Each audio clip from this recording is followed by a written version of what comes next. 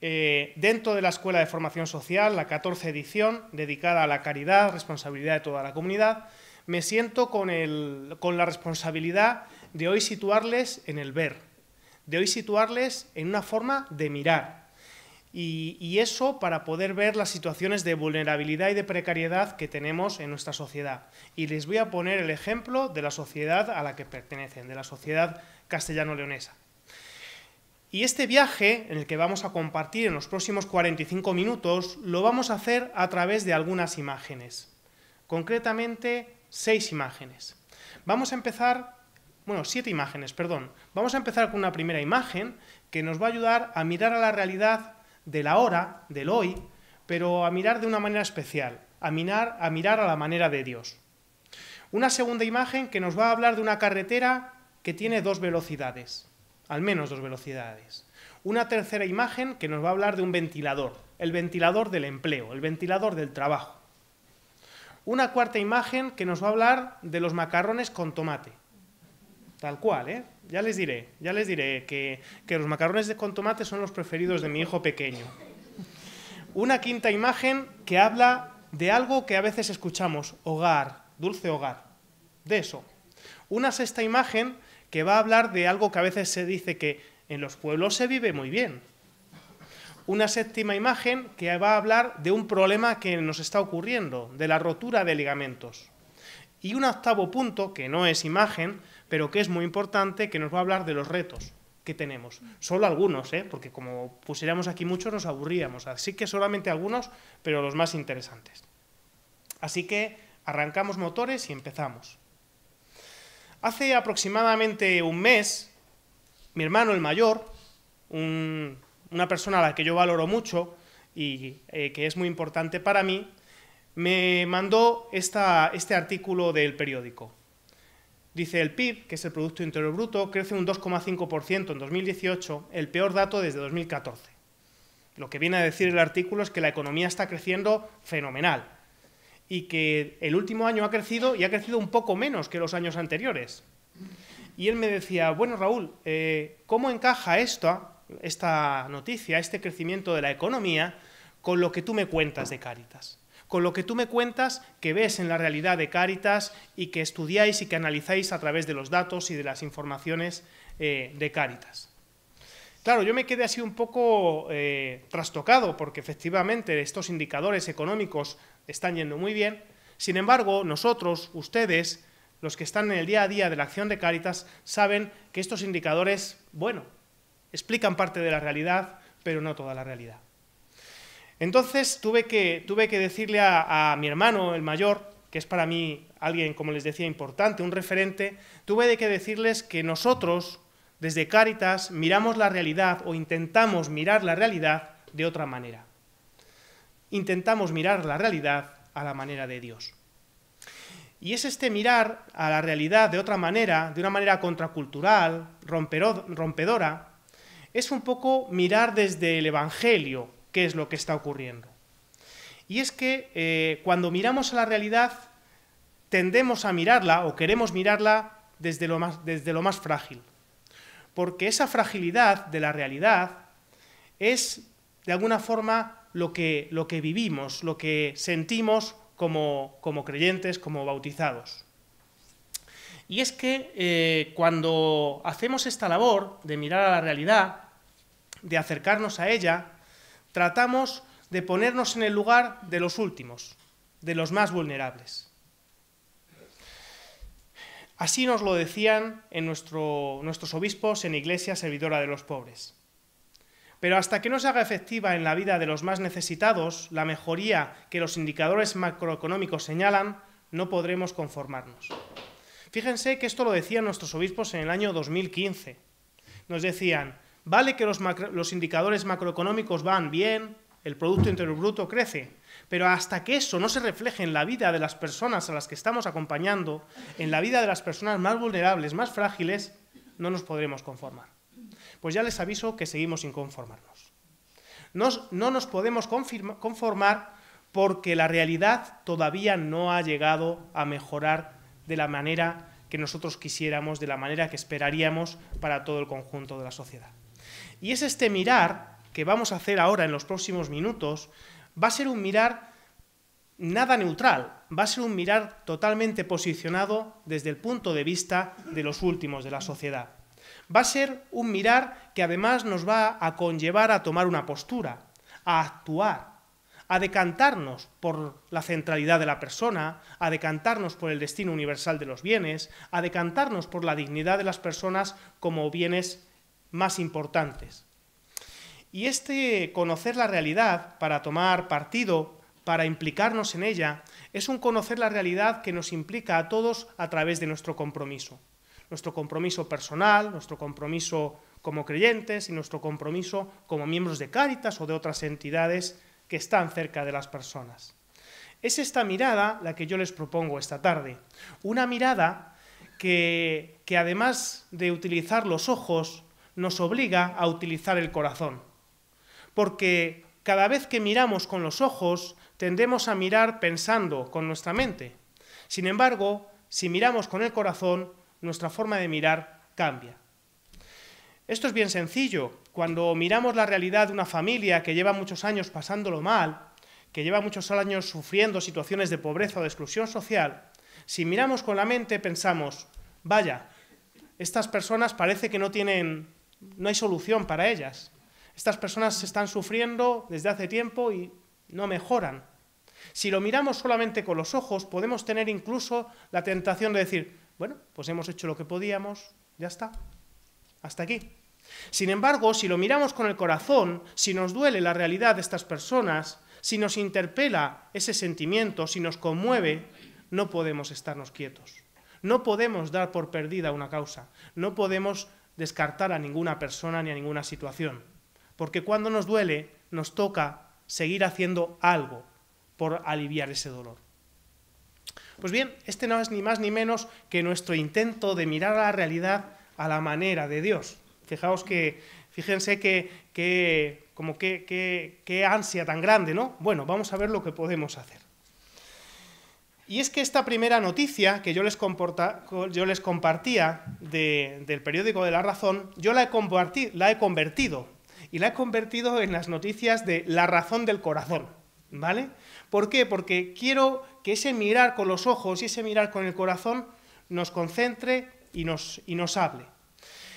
Y la noticia que yo les doy, distinta a la de la economía, a la del Producto Interior Bruto, es que crece la integración social en nuestro país, lo cual es una buena noticia, pero se enquista la exclusión severa. Es decir, que las personas que peor se encuentran, que peor lo están pasando, siguen quedándose más o menos como estaban. No existe una reducción grande del número de personas que lo están pasando peor. No existe una mejoría notable en las condiciones de vida de las personas que lo están pasando peor.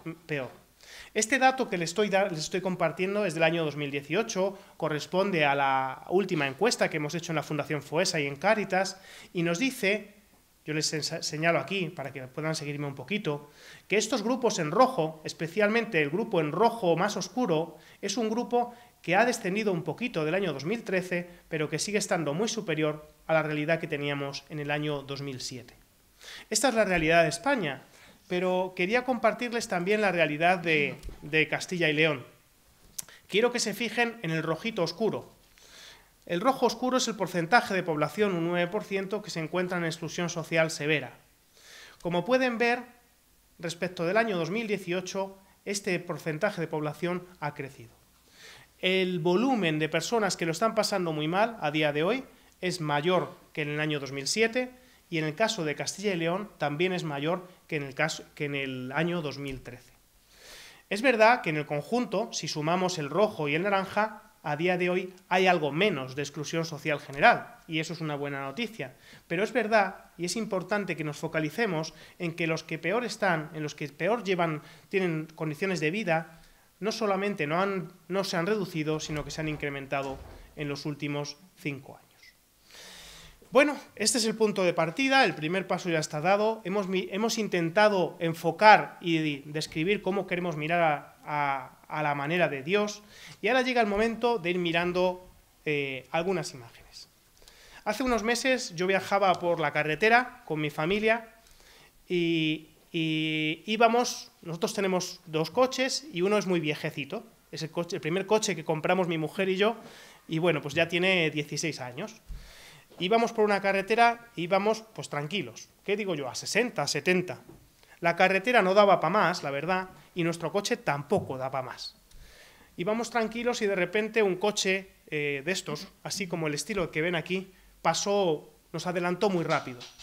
Mi hija Luna, que tiene 9 años, me preguntó, bueno, papá, vas muy lento, ¿no? ¿Por qué no vas un poco más rápido? Y yo le dije, mira, hija, no tenemos necesidad de ir más rápido, lo primero, y lo segundo, nuestro coche en esta carretera pues tampoco es para ir más rápido, porque no tiene las características, no está adecuado, no es un coche moderno, tan seguro como ese Volvo que nos ha adelantado. Claro, ella se dio cuenta de que en la misma carretera, dependiendo de qué vehículo llevaras, podías llevar distintas velocidades. En ese caso, nosotros llevábamos un Citroën Sara de hace 16 años, pero en esa carretera, en esa misma carretera por la que circulábamos, también circulan personas en motos, incluso también circulan personas en bicicleta. Y algunos, los que van más lentos de todo, pasean, caminan, porque no tienen vehículo. Esta imagen que me ocurrió con mi hija hace unos meses es la imagen que yo les quiero compartir para hacerles ver cómo en una misma carretera las personas están yendo a diferentes velocidades, no a 2, sino a muchas velocidades diferentes. Esto es lo que nos está ocurriendo en lo que se está llamando la recuperación social y económica después de la crisis. Hay personas que se están recuperando rapidísimo y hay personas que no se están recuperando nada rápido, sino que se están recuperando muy lento o a ritmo paso de tortuga. Esto que nos ocurre en los últimos años significa, de hecho, que los que peor estaban son los que más lento se están recuperando. Y los que, bueno, pues estaban bien, vivían acomodados o tampoco les afectó mucho la crisis, son los que más rápidamente han despegado. ¿Ahora cuál? ¿Ahora qué? Yo lo que quiero es compartirles es, bueno, ¿y quiénes son aquellos que se están recuperando más lento? ¿Vale? Y quiero compartírselo en base a cuatro variables, en base a 4 características fundamentales: el nivel de estudios, la edad, la nacionalidad y el tipo de familia. Porque estas 4 características son muy importantes en que esta recuperación se esté produciendo a ritmo rápido o a ritmo lento. Vamos con la primera. La conclusión es que la exclusión social, a día de hoy, se multiplica por 4 entre las personas que no tienen estudios obligatorios terminados. A día de hoy es la barrita amarilla y este es el nivel de exclusión. Los que están más bajitos tienen muy poquito nivel de exclusión y los que están muy altos pues tienen un nivel de exclusión más alto.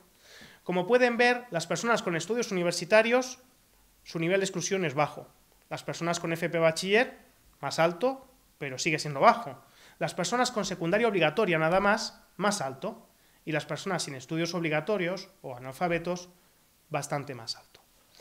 De forma que ese nivel de estudios también está haciendo que las personas puedan ir recuperándose más o menos rápido.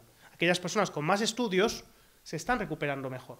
Cuando decimos, no, si los estudios no valen para tanto, sí que valen, sí que ayudan. Hombre, hay personas universitarias en situación de exclusión social, claro, pero muchas menos que las personas sin estudios. Bien, dicho esto, vamos al tema de la edad. El gráfico que les pongo demuestra las bolsas rojas y las bolsas azules. Las bolsas azules, concretamente entre las personas más mayores, son aquellas bolsas que nos indican los que han mejorado. Estos mayores de 65 años han mejorado su situación con respecto a hace 10 años. Por tanto, ¿quiénes son los que han empeorado? Los menores de 30 años, esta bolsa roja grande, son los que han empeorado sus condiciones notablemente con respecto a hace 10 años. Esas familias con niños, esos padres jóvenes, son, de momento, las familias que se están recuperando con mucha más lentitud. La crianza de los hijos hace que sea más difícil recuperarse. Las personas que se han independizado hace poco, que han iniciado sus familias hace menos tiempo, lo están teniendo más complicado. Pues bien, vamos ahora a la nacionalidad. No les va a sorprender que yo les diga que la exclusión social a día de hoy se multiplica por 3 entre las personas que no son ni de España ni de la Unión Europea. Las personas extracomunitarias aquellas personas extranjeras, tienen muchos más niveles de exclusión social que las personas de España o de Francia o de los países de la Unión Europea. Hasta 3 se multiplica la exclusión entre aquellas personas de nacionalidad distinta a la española de la Unión Europea. Esto significa que están costándoles más a las personas extranjeras esa recuperación y esa nueva situación en la sociedad. Y por último, quería compartirles cuáles son aquellos tipos de familia que viven la situación menos buena. Aquellos que tienen más riesgo de encontrarse en situación de exclusión social. 2 tipos de familia fundamentalmente, la familia numerosa y las familias monoparentales. Su riesgo de exclusión social se eleva hasta el 33% en las familias numerosas y al 29% en las familias monoparentales. Este es el dibujo, esta es la primera imagen de esa recuperación a 2 velocidades de las que les hablaba a través de la imagen. Bueno, pues yo ahora les pasamos ya a la siguiente imagen. Es una imagen de un ventilador, como pueden ver, y es una imagen que hemos elegido porque hace ya un año yo estaba haciendo unos grupos de discusión, que son unas reuniones con personas para charlar, para conocer qué es lo que les pasa.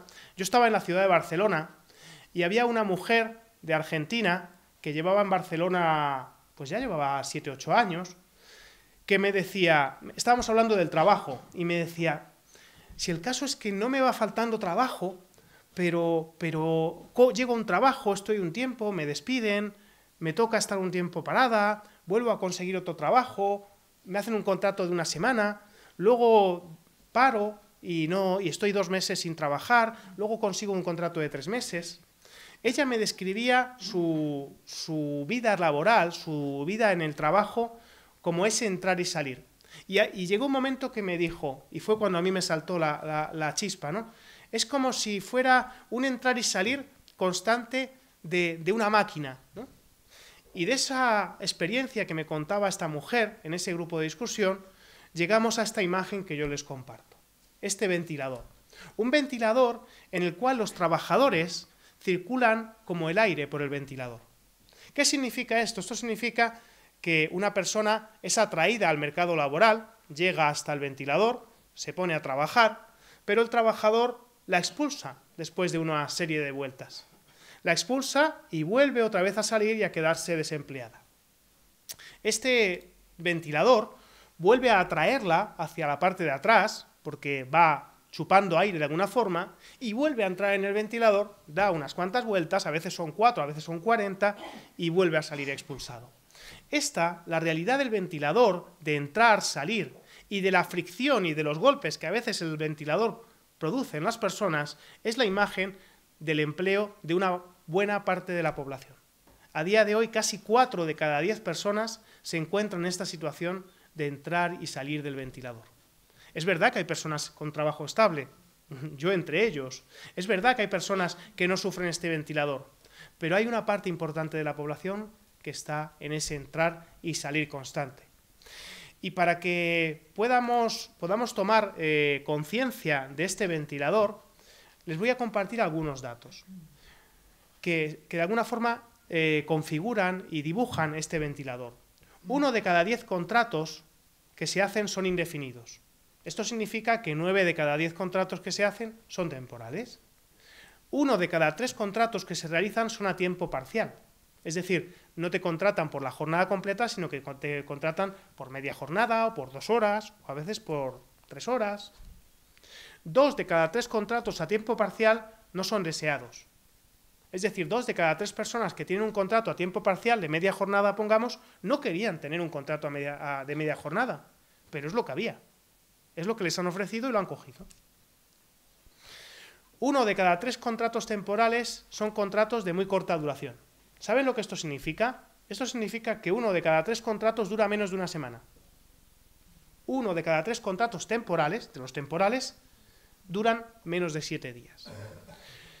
Claro, toda esta situación es lo que produce esa corriente en el ventilador, ese entrar y salir, esos golpes que a veces se llevan los trabajadores en las vueltas que van dando en el ventilador. Esta situación, estos datos, es lo que produce que haya un 13% de trabajadores pobres, personas que aunque están trabajando no consiguen llegar a final de mes. no consiguen salir adelante.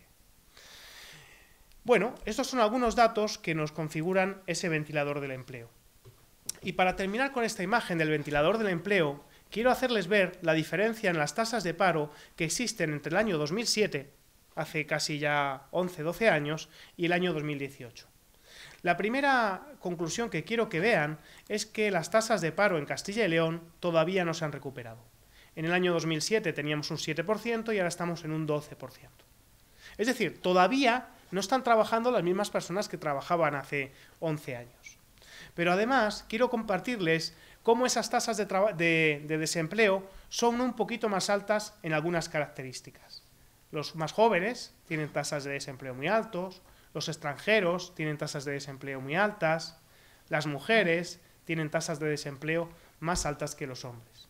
Esta es otra imagen, otros datos que nos avalan esa situación de precariedad laboral, de inestabilidad y de inseguridad vital. Porque, como ustedes sabrán, cuando tenemos un empleo que nos asegura un salario a final de mes, aunque no sea una locura, bueno, podemos sentirnos con cierta tranquilidad. Cuando no sabemos cómo vamos a salir adelante, cómo vamos a pagar nuestra casa o nuestro recibo de la luz, sentimos una inseguridad importante. De esta manera hemos terminado con la imagen del ventilador, sugerida por esta persona de Argentina, y esta imagen que les traigo ahí ahora la sugiere mi hijo pequeño, que tiene 3 años, que se llama Darío, y que su plato preferido son los macarrones con tomate. Si yo a Darío le pregunto, hijo, ¿qué te apetece comer hoy?, me dice, macarrones con tomate. Si se lo pregunto al día siguiente, me dice, macarrones con tomate. Es decir, cada vez que yo le preguntara a Darío, él me diría que quiere macarrones con tomate. Claro, esto es gracioso, a mí me da incluso ternura, pero ahora imagínense que independientemente de lo que me respondiera Darío, yo a mi hijo le pusiera todos los días macarrones con tomate. Esta es la situación no querida, no deseada, que viven algunas familias. Y esta imagen es un ejemplo de las situaciones de carencia material, de privaciones, de inseguridad alimentaria que existen en algunas familias. Y esto no significa que haya muchas personas pasando hambre. No, eso no es una realidad intensa en nuestro país. Esto sí que significa que hay muchas personas que pasan necesidad. Y esa necesidad se refleja en otras cosas, otras cosas a veces en que no pueden llevar una dieta como la que queremos llevar y la que debemos llevar, con su pollo, con su pescado, etcétera, etcétera.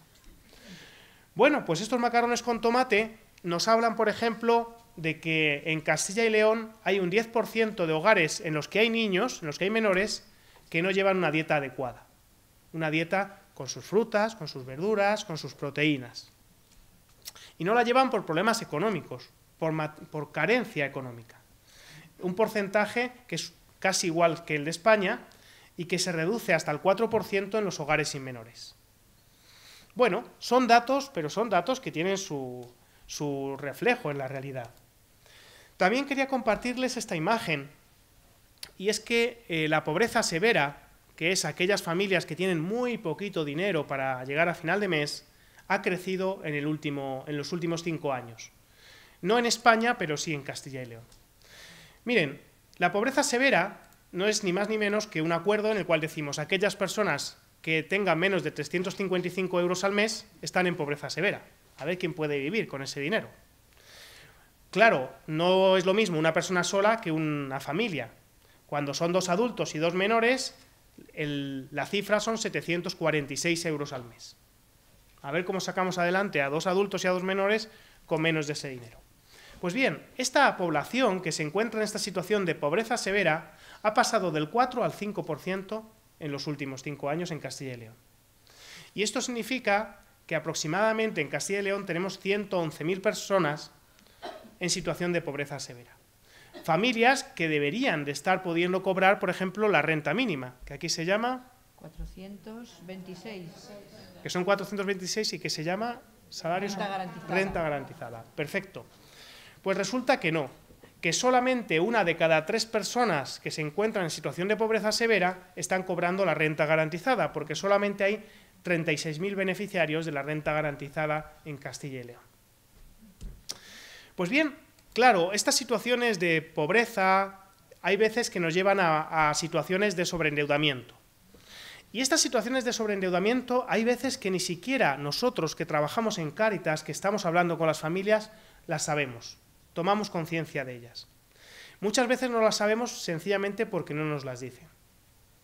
Y muchas veces no nos las dicen porque sencillamente son incapaces de afrontar esa realidad. Son incapaces de vivir su día a día pensando en todo lo que deben. Son incapaces de levantarse y decir, debo la hipoteca o debo el alquiler, debo lo del préstamo personal, me van a cortar la luz, etcétera, etcétera. Pero la realidad es que en Castilla y León el 12% de los hogares con menores han vivido situaciones de sobreendeudamiento en el último año. ¿Qué significa esto? Que han tenido impagos reiterados, no una vez, sino reiterados, de alguno de estos recibos, de agua, gas, calefacción, electricidad, de alquiler o hipoteca, de pagos a la administración, como puede ser la seguridad social, impuestos, o de préstamos personales que han pedido en algún momento para salir adelante. Pues bien, este 12% de los hogares con menores han tenido esta situación de sobreendeudamiento. Una situación que se reduce mucho si miramos a los hogares sin menores, un 2% solamente. Como pueden ir viendo, las situaciones de vulnerabilidad y de precariedad de las que yo les estoy hablando afectan a toda la sociedad, pero parece que las familias con menores están mucho más afectadas en diferentes dimensiones. Tengo que hablarles otra vez de Darío, mi hijo de 3 años. Estábamos el otro día en la calle y había un carnaval, ¿vale? Habíamos ido a ver el carnaval de nuestro barrio, que es el barrio de Villa de Vallecas, en Madrid, y en un momento dado Darío me dice, papá, tengo miedo, quiero irme a casa. Bueno, lo que me dijo Darío era algo que reflejaba que no se sentía seguro en ese lugar, y su espacio de seguridad claramente era la casa. Claro, es que cuando llegamos a casa nos sentimos seguros. Y podemos decir eso de hogar, dulce hogar. Sin embargo, hay familias que no disfrutan de ese hogar, que no sienten la seguridad de llegar a casa. Hay algunas personas que no tienen casa, ¿vale? Pero no hablo de las personas sin hogar, que es un problema importante. Hablo de aquellas personas que llegan a una casa en la que no sienten seguridad, en la que no pueden decir hogar, dulce hogar. En Iglesia Servidora de los Pobres se nos decía, debemos recordar que es la comunidad política la que tiene la responsabilidad de garantizar la realización de los derechos de los ciudadanos, como el derecho al trabajo digno o a una vivienda adecuada. Eso, la vivienda adecuada, es una realidad que muchas familias no tienen. La vivienda segura es una realidad que muchas familias no tienen. En el caso de Castilla y León, por ejemplo, tenemos 48.000 hogares en vivienda insegura. ¿Qué significa vivienda insegura? Pues cuando alguien dice algo como esto, lo que me pasa es que no sé si el próximo mes me voy a ver en la calle. Cuando las personas no saben si al mes siguiente o a los 2 meses van a poder seguir en su casa. Bien porque no consiguen pagar la hipoteca, el alquiler, bien porque alguien le cedió la casa, pero ahora ya no se la puede ceder porque ahora la necesita para otra cosa. Esa inseguridad en la vivienda hace que muchas personas no puedan decir eso de hogar, dulce hogar. Y hay otras personas, 52.000 hogares en Castilla y León, que no pueden decir tampoco hogar, dulce hogar porque su vivienda no es adecuada. ¿Qué significa esto? Pues algo así como que la casa no reúne condiciones para vivir, que les gustaría cambiar pero que no pueden cambiar. Todos conocemos situaciones de infravivienda, de humedades, de grietas en la construcción, de falta de algún tipo de suministro en la casa. A todo eso nos referimos cuando hablamos de vivienda inadecuada. Y el colmo de esta situación es aquellas personas que tienen ambas situaciones afectadas, ¿no? Cuando están en la inseguridad y en la inadecuación. Pues bien, esta situación, de nuevo, vemos cómo afecta también y de manera especial a las personas, a los más jóvenes, a los niños, a los menores, que hacen un 13% en una vivienda insegura y al 10% que viven en una vivienda inadecuada. Otra imagen, otra información, la última sobre el hogar, son los cortes de suministros, la inseguridad que crea en las familias ese me van a cortar la luz, me van a cortar el agua, etc. En el caso de Castilla y León, el 8% de los hogares con menores han sufrido avisos de corte de suministros en el último año. Bien, cerramos así esta imagen del hogar Dulce Hogar y nos encaminamos a otra imagen. Es Villa García de Campos. Es Villa García de Campos. Hace relativamente poco tuve que estar por allí con unos curas rurales, con curas de los pueblos de Castilla y León, pues charlando, dialogando, aprendiendo unos de otros, ¿no? Y en este encuentro con ellos hubo una frase que se repitió en varios momentos que me decían: es que cuando nos dicen esto de que en los pueblos se vive muy bien, sentimos una contradicción. ¿Y qué contradicción sentían? Pues por un lado sentían que sí, que efectivamente la vida en los pueblos es una vida, bueno, interesante, buena, positiva, pero también muy dura, muy complicada, muy desatendida, muy fuera de las decisiones de los que programan las políticas, muy descartada de la sociedad actualmente. Y esto me hizo traerles esta imagen y compartírsela hoy, esto de que en los pueblos se vive muy bien, porque además en el documento Iglesia Servidora de los Pobres se hablaba de esta realidad, se decía que las pobrezas del mundo rural y de los hombres y las mujeres del mar son importantes. Se venía a decir, por ejemplo, que muchas veces pensamos en la pobreza mirando las ciudades, pero que existe una pobreza de los hombres y mujeres del campo y del mar que es muy importante, y que en los últimos años la despoblación, el envejecimiento inciden gravemente en el mundo rural, ¿no? Que los labradores y los ganaderos han visto incrementados extraordinariamente los gastos de producción y asimismo han visto cómo se reducía su margen de beneficio. Que la soledad de los ancianos y de las personas mayores es un problema importante en el mundo rural. Que todo esto planteaba problemas sociales de un profundo calado. Pues bien, esto que se decía, que nuestros obispos decían en Iglesia Servidora de los Pobres, tiene el reflejo total en cuando miramos a la realidad. De estas 3 rayitas, estos son los que más situaciones de pobreza tienen y estos son los que menos situaciones de pobreza tienen, la rayita de arriba es la rayita de los pueblos, es la rayita de las áreas rurales. Como pueden ver, desde el año 2008, la pobreza en las áreas rurales siempre ha sido más alta que la pobreza en las zonas de ciudades pequeñas o en las ciudades mayores, que es la rayita de abajo.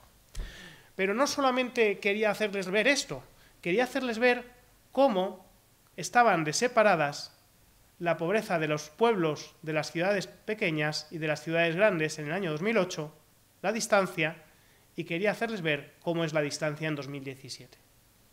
La situación no ha mejorado, los pueblos siguen teniendo más pobreza, pero hay algo que ha empeorado, y es que se han separado de las líneas de pobreza de las ciudades pequeñas y de las ciudades grandes.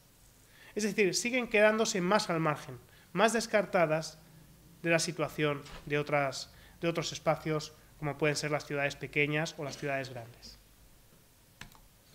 Vamos terminando ya con las imágenes, solamente me queda la última, y es que hace cosa de, pues en septiembre del año pasado, estábamos estudiando los datos de la última encuesta FOESA y no sabíamos cómo explicárnoslos a nosotros mismos, porque lo que veíamos es que la sociedad se estaba separando, se estaban tensando las relaciones entre unas capas sociales y otras. Y un compañero dijo, esto es como cuando se te rompe un ligamento que de tanta tensión se separan. Y hubo otro compañero que dijo, no, esto es del momento antes de romperse. Existe tanta tensión, se han separado tanto los ligamentos que están a punto de romperse. Bueno, pues esta rotura de ligamentos es lo que está ocurriendo, es la imagen de lo que está ocurriendo en nuestra sociedad. La separación entre las capas sociales. Estos ligamentos que mantienen unidos nuestra sociedad, de igual manera que mantienen unidos nuestros huesos unos con otros, están tensos. Están estirados, algunos se han roto y otros están a punto de romperse. Y esto se debe a que las situaciones de desigualdad, de distancia entre unas capas sociales y otras, han ido creciendo en los últimos años. Los últimos datos que les doy, de verdad. Imagínense un edificio de 10 plantas. En cada una de las 10 plantas vive el 10% de la población. Los hemos distribuido de manera equitativa. En las plantas de abajo viven los más pobres y en las plantas de arriba viven los más ricos. Pues bien, ¿qué ocurre en nuestra sociedad? Que la distancia entre los más pobres y los más ricos es grande. Y me dirán ustedes, pues claro, ¿cómo no va a ser? Sí, es grande, es 6,6 veces. Imagínense que los de abajo, ya quisieran, tuvieran unos ingresos medios de 1.000 euros. Eso significa que los de arriba, los del noveno y el décimo, tendrían unos ingresos de 6.600 euros. Bueno, esto es una realidad, pero, es que compararse con los ricos, claro, es complicado. No, pero la realidad de las que les quiero hablar es cuando comparamos a los pobres con la clase media.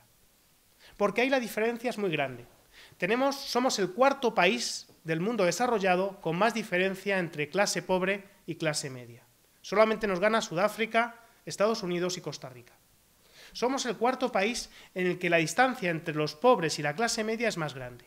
No estoy hablando de querer ser rico, estoy hablando, de aspirar a ser clase media, de aspirar a una vida más o menos acomodada, más o menos estable. Esto significa que si los de la clase pobre ingresaran 1.000 euros, los de la clase media estarían ingresando 2.600 euros.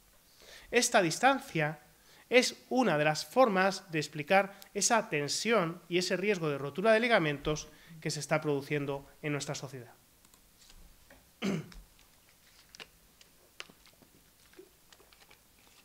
Bueno, ya dejamos tantos datos que les he ido ahí bombardeando y nos vamos a por los retos. Y me he permitido ponerlo de algunos retos, porque la verdad es que se nos ocurrían bastantes, pero solamente vamos a trabajar algunos de ellos. Y cada uno de los retos lo vamos a trabajar de la mano de la Iglesia Servidora de los Pobres. 6 retos. No abandonar al hermano, trabajar con otros, hacer lo que somos, denunciar la injusticia, alternativa al marco cultural e imaginar lo imposible. Estos 6 retos para terminar. No abandonar al hermano. No abandonar al hermano significa caminar al lado de las personas y de las familias que llegan a Cáritas. Y caminar sin prisa, caminar generando relaciones de acompañamiento, relaciones que permitan situarnos a nuestro lado en un largo plazo. Acompañamiento, relaciones que permitan que se genere un caldo de cultivo que nos vaya permitiendo poder compartir con esa familia, con esas personas, decisiones importantes. Poder estar con ellos ante situaciones difíciles. Nos decía el documento Iglesia Servidora de los Pobres, el acompañamiento es otra forma muy válida de presentar el Evangelio.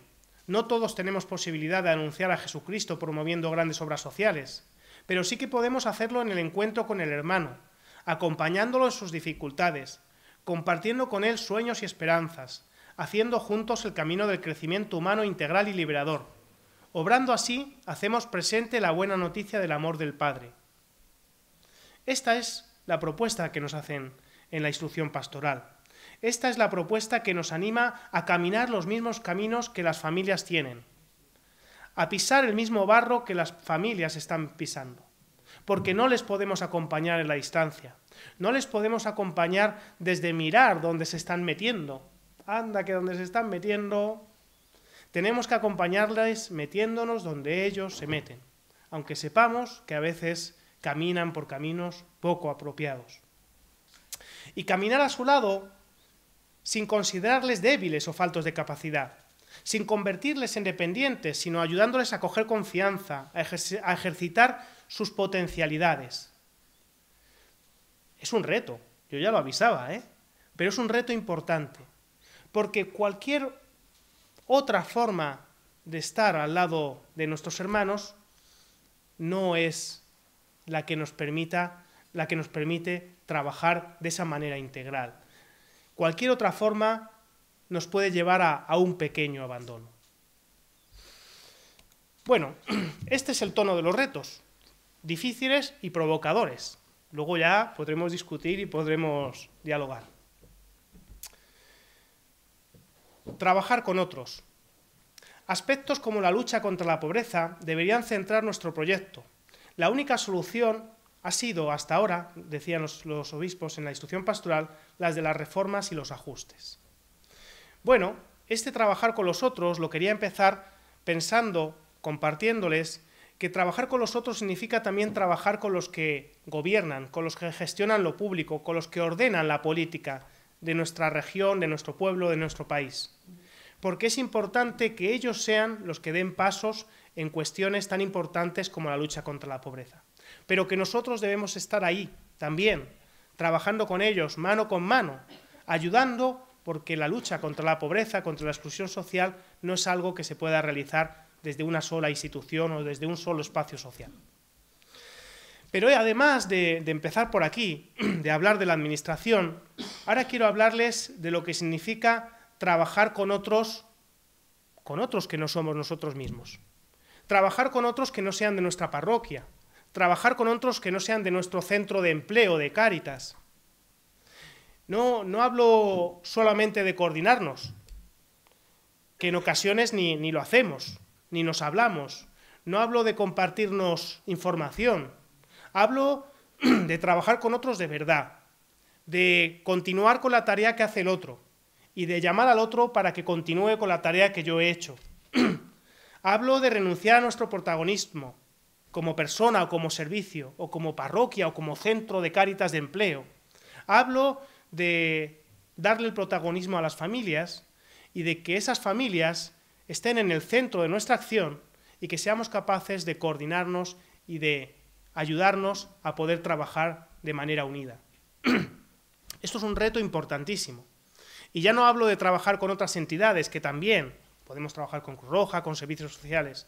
Hablo de que tenemos un reto a lo interno. Tenemos un reto de Cáritas. Y que nos debemos de replantear cómo hacemos las cosas, porque si seguimos haciéndolas de manera separada, inconexa, seremos incapaces de acompañar las necesidades que tienen las personas de hoy en día. Porque la realidad de hoy en día es que las dificultades están totalmente conectadas. El empleo, la vivienda, la situación de los niños, los temas de salud, las dificultades para pagar algo del colegio, todo eso está estrechamente relacionado. Y nosotros solos, desde nuestro servicio, imaginaos el servicio de empleo, o desde nuestra Cáritas parroquial, somos incapaces de poder acompañar todas esas necesidades. Por lo tanto, trabajar con otros como reto importantísimo. Hacer lo que somos. Decía la instrucción pastoral, fortalecer la animación comunitaria. Es necesario que la comunidad cristiana sea el verdadero sujeto eclesial de la caridad y toda ella se siente implicada en el servicio a los pobres.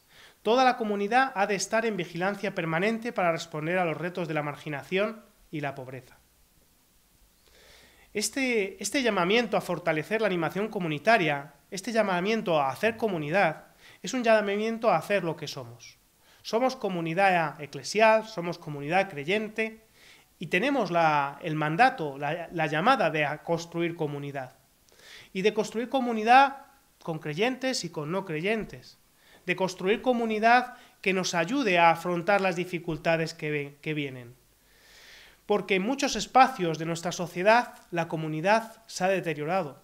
Porque hay lugares, barrios, calles, espacios de nuestras ciudades y de nuestros pueblos donde no existe comunidad, ni social ni cristiana. Ese hacer lo que somos significa que a través de nuestro miembro de una comunidad regeneramos comunidad. No esperamos a que la comunidad se cree por sí sola, sino que nosotros somos el primer eslabón de esa cadena que va a construir la comunidad. Y eso significa que nos debemos exponer, porque yo a lo mejor me llevo muy bien con Loli y me encanta hacer comunidad con ella, pero Goyo no me cae muy bien y me cuesta hacer comunidad con Goyo. Pues bien, ese construir comunidad significa dar testimonio de lo que somos, volcarnos y exponernos a esa necesidad de construir la comunidad. El grito es una protesta, pero también es un anuncio. Y los cristianos tenemos que recuperar la fuerza del grito a la que nos convoca el Evangelio. Decía la instrucción pastoral que no podemos olvidar que la Iglesia existe como Jesús para evangelizar a los pobres y levantar a los oprimidos, y que evangelizar en el campo social es trabajar por la justicia y denunciar la injusticia. Nuestra caridad no puede ser meramente paliativa, debe de ser preventiva, curativa y propositiva.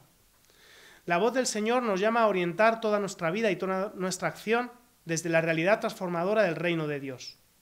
Esto implica que el amor a quienes ven vulnerada su vida, en cualquiera de sus dimensiones, requiere que socorramos las necesidades más urgentes, al mismo tiempo que colaboramos con otros organismos e instituciones para organizar estructuras más justas.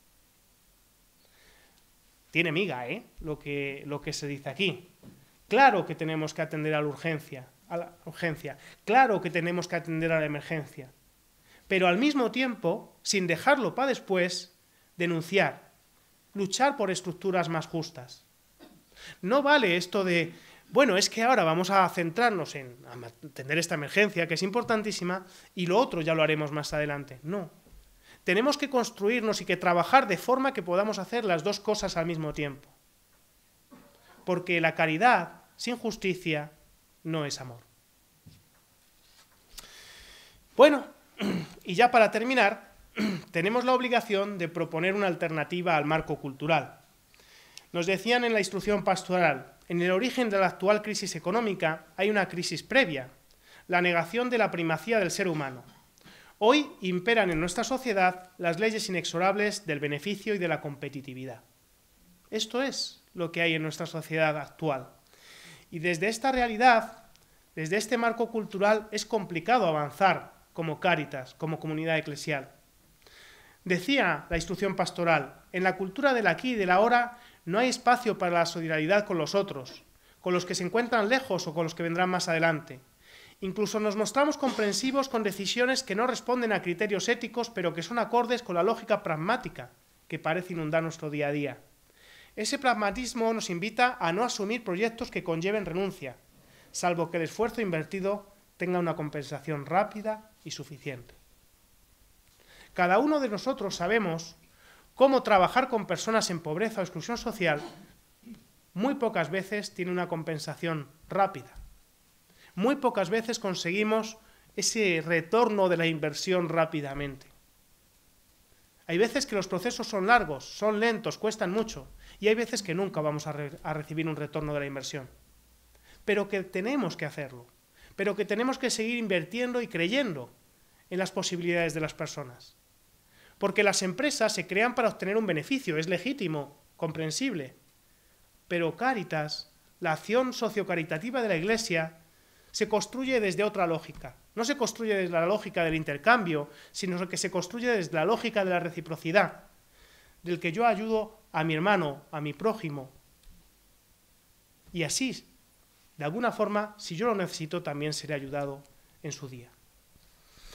Pues bien, esto nos implica que debemos de hacer propuesta de reciprocidad, de frente al individualismo, comunidad, de frente a la sociedad de la imagen, hablar de lo significativo, de lo profundo, frente a esa caducidad de la que nos hablan a día de hoy, que todo caduca rápidamente, incluso las personas, apostar por el sentido vital, por el desarrollo humano integral de las personas. Y por último, para ya no extenderme más, tenemos la obligación y el reto de imaginar lo imposible, de convertir esa imposibilidad en posibilidad, de apostar por la esperanza frente a la desesperanza, que es otro de los elementos del marco cultural que nos dicen todo va mal, no se puede hacer nada, es que no hay manera. Frente a esa desesperanza, imaginar lo imposible. Y no se trata de trabajar desde la ingenuidad, no se trata de trabajar desde, oh, hoy estoy contento, yo creo que va a ir todo bien, desde el optimismo, no se trata de eso. Se trata de trabajar desde la esperanza, desde la confianza puesta en que nosotros sembramos y que otros cosechan. Desde la esperanza de que nosotros sembramos esa semilla y aunque no veamos señales evidentes, confiamos en que esa semilla germinará y que otros cosecharán. Porque lo que nos hace humanos e hijos de Dios es sembrar y confiar que esa semilla germinará aunque no podamos verlo. Y hasta aquí. Muchas gracias.